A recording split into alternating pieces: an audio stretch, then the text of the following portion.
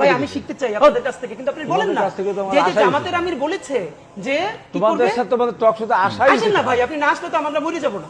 আমরা ছোট মানুষ, আমাদেরকে বাদ দিয়ে দেন, আমাদেরকে জুলাইতে লাগে না তো। জুলাইতে শুনেন হাবিব ভাই, আপনাদের যে ইনফিরিয়রিটি কমপ্লেক্স, কথার ভিতর কথা, আমার কথার ভিতর কথা বলবেন, আমার কথার মতো আপনি বলেছেন, আমি বলি না, একটা বল না। আচ্ছা ঠিক আছে, আপনি শেষ করেন, তারপর আমি বলি। কিন্তু এই আমাদেরকে যে অনুমান শুনে করতেছেন, আমাদেরকে জুলাইতে লাগছে, এটা আমরা শিখেছি, আমাদের জুলাইতে লাগছে আপনাদের ভাই। এখন আমাদের লাগবে না, আপনাদের আমাদের জীবন দিতে হয়েছে। জীবন তো বাচ্চারাও দিচ্ছে, আপনারা তো জীবন দিয়ে মন্ত্রী হয়েছেন, বাচ্চারা তো কিছু হয় নাই।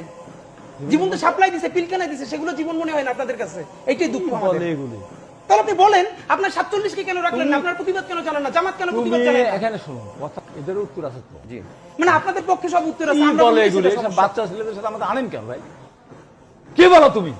আমি এই দেশে শোনো, জেল থেকে মুক্ত পেয়েছে না, অবশ্যই না, অবশ্যই না, এই বাচ্চারা অবশ্যই না, থেকে মুক্ত করছে, অবশ্যই না, এই বাচ্চারা বেগম জিয়াকে সবথেকে সম্মানের সাথে করতে, এই বাচ্চারা আপনারা পারেন নাই, অবশ্যই না পারলেন না। সেটা আপনারা দেখেন, জনগণের ভোট আপনাদেরকে কি দেয় দেখেন, যদি একটু সুস্থ হয়।